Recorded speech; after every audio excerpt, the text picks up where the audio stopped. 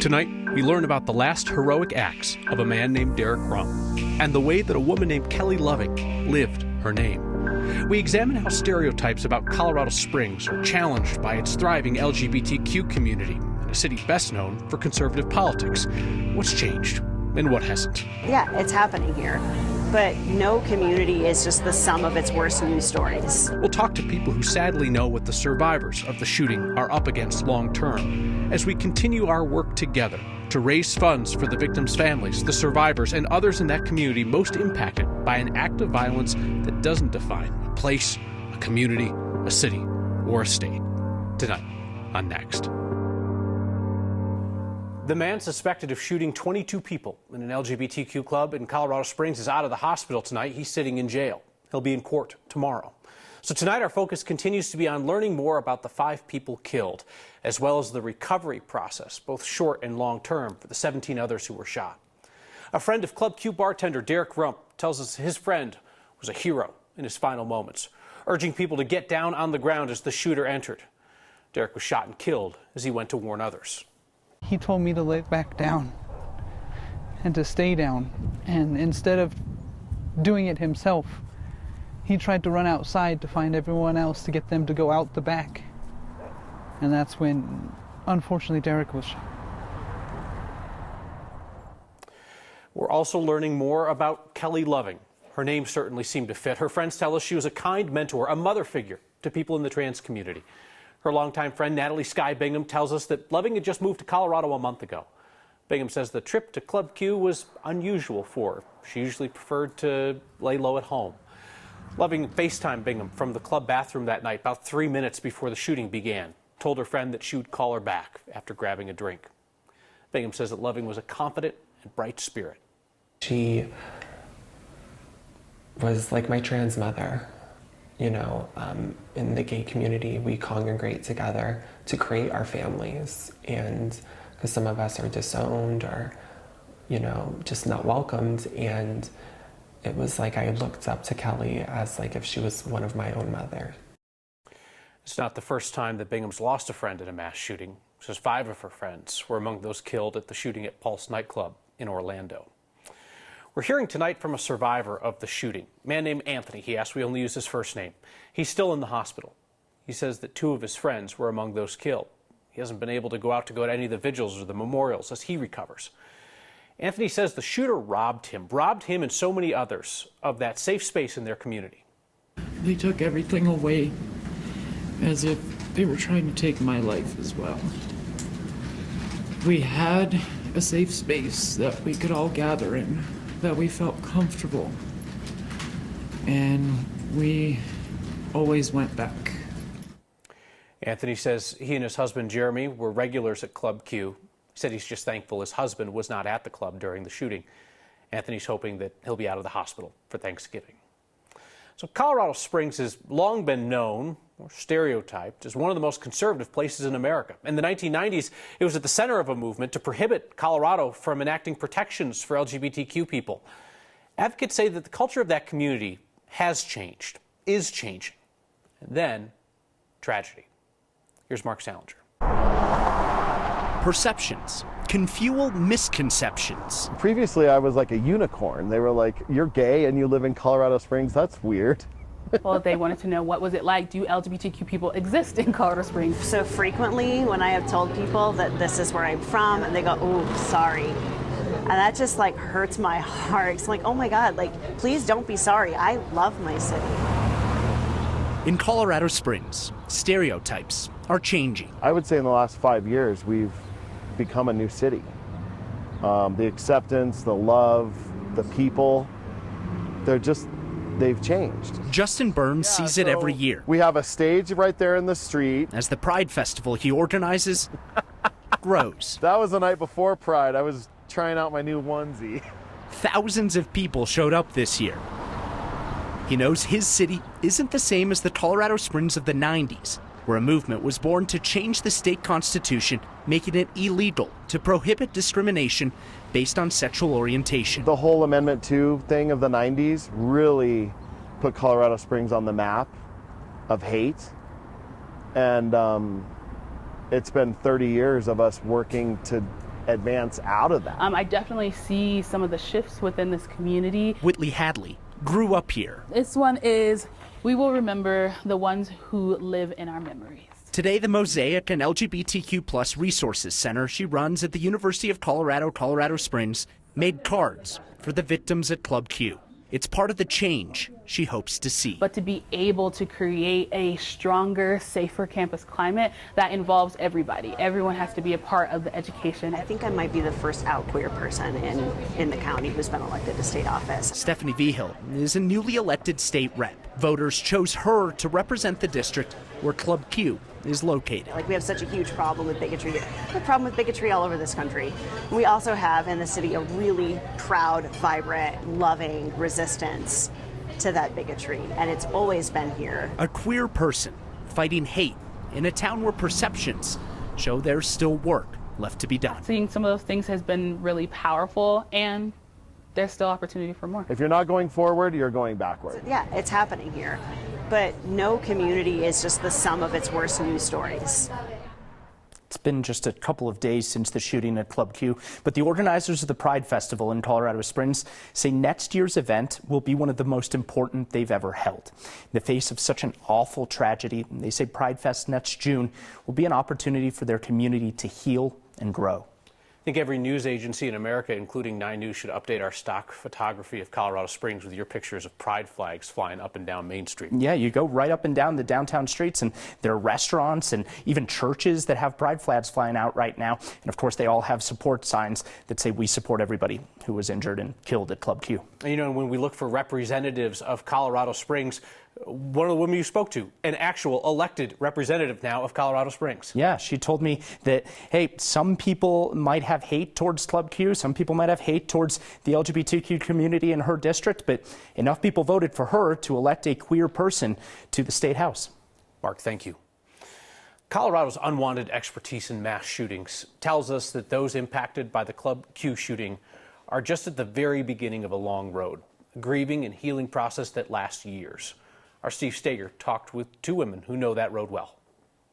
But I want to go this way by Veronica's rock, and I see that she had a bunny visiting her. I love that. This snow-covered garden is therapeutic for Heather Dearman. I tend to come here and try to find peace and comfort. The 720 Memorial Garden is solace in times like this. Immediately sent me back to 2012 when the news kept reporting just numbers, and I was personally affected, and one of my relatives was the number. She knows firsthand what many people in Colorado Springs are going through right now, and she knows their needs won't fade even after 10 years. People who are on this road to recovery will have lifetime challenges. Or 23 years. With Columbine, it's been 23 years, so the needs, the long-term needs sort of like run the gamut. Heather Martin was a senior at Columbine in 1999. She now leads the Rebels Project, providing ongoing support to survivors of all mass shootings. I have spoken with survivors who have never received help, who are just now seeking help. Both Heathers talk to people all the time who still need help. In the beginning, they might not have asked for help or even noticed or given themselves enough grace to know that they were hurting too. Help that can often be expensive, an expense Martin never imagined all those years ago. Truthfully, if you would have asked me right in the aftermath of Columbine, if I needed funds long-term, I would say absolutely not. You give it to the victims' families, you give it to them. Like, I don't deserve it. Now she's asking people to think about the short and long term. Donate to organizations that are going to get money directly to the victims and the victims' families. And also don't forget that there are organizations that hold back some of that money specifically for long-term care. We'll take these and put them on some of the wreaths for Colorado Springs. Back at the 720 Gardens, Heather's picking up cranes left by people passing through. Signs of support for a long road ahead. Love wins always, yes. Both the 720 Foundation and the Rebels Project are planning to help our neighbors in the Springs, not just now, but also in the long term. Heather Martin from the Rebels Project told me that she connected with a survivor from Sandy Hook once, had a long talk. At the end, she realized that all the survivor really wanted to hear was that it gets better. She just wanted hope. Wants hope. Yeah. And she said, I can say that it gets better. It never goes away, but it gets better. And you see folks like them, like Sandy and Lonnie Phillips after Aurora, who become these ambassadors of hope, almost kind of like these on-the-scene grief counselors who go and walk alongside folks time after time after time. It must take incredible strength anytime you see them do that, because you think about the things that are reinvigorated in them when they see tragedy happen. But yes, all of these communities come together and support those who have been through something that they know all too well. But what wisdom to say, here's what you know you need now, here's what you may not realize you're going to need 5 or 10 years from now. All right, thank you, Steve, appreciate it. So we have started this week's Word of Thanks microgiving campaign early this week to support the Colorado Healing Fund's efforts following the Club Q shooting. That nonprofit, created by victims advocates in Colorado, will disperse donations for the victims' families and survivors, at first for immediate needs like medical costs, memorial services, and travel expenses. And the Colorado Healing Fund is also working, in this case, with LGBTQ organizations to pinpoint how another portion of the donations can be best used for the healing and recovery of the broader community as well. Steve just talked about looking to some long-term needs as well. You can scan the QR code on your screen to get that link to join me in donating. Since last night, you all have raised nearly $70,000 to help those impacted by the Club Q shooting. Thank you. Congresswoman Lauren Boebert says she will not stop criticizing trans people following the Club Q shooting near her district. It's absolutely disgusting to try to blame this on me and say that I've had bad rhetoric about the LGBT community. That is completely false. Her rhetoric is completely documented. We'll look at what Boebert is now saying after the shooting, and also how events like the one she criticizes continue with added security. Next.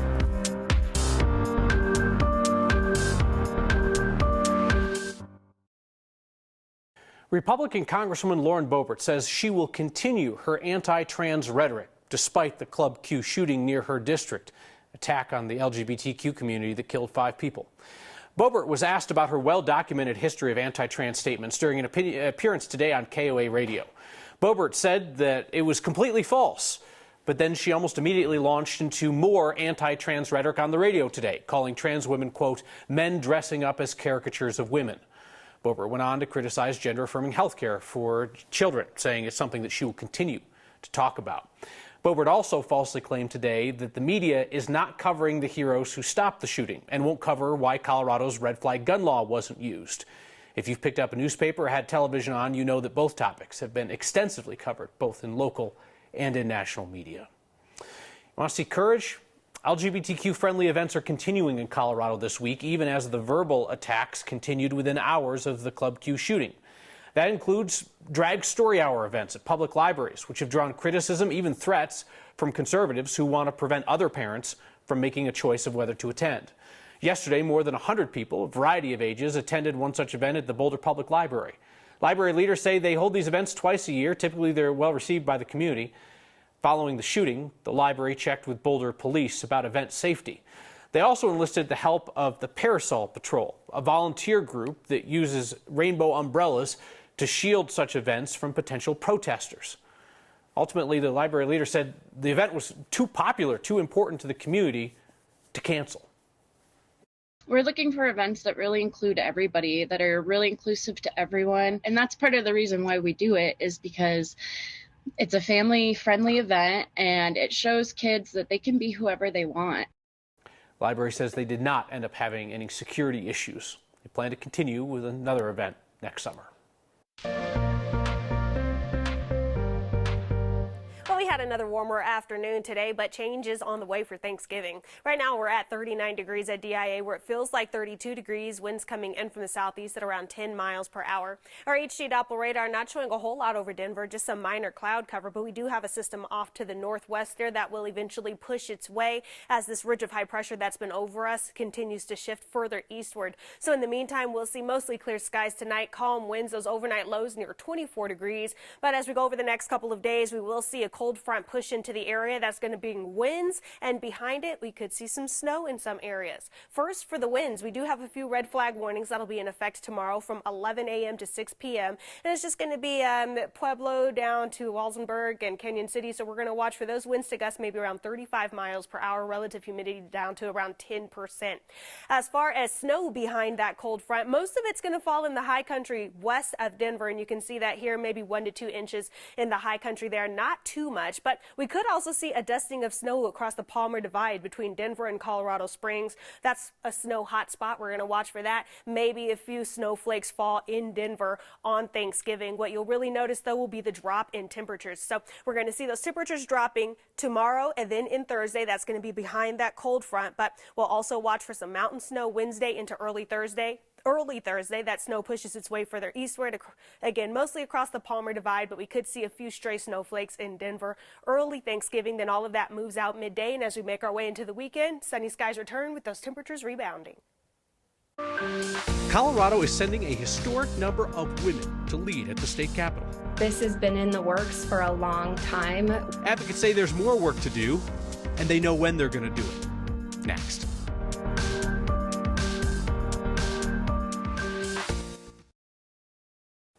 This election cycle, Colorado's Democrats won big.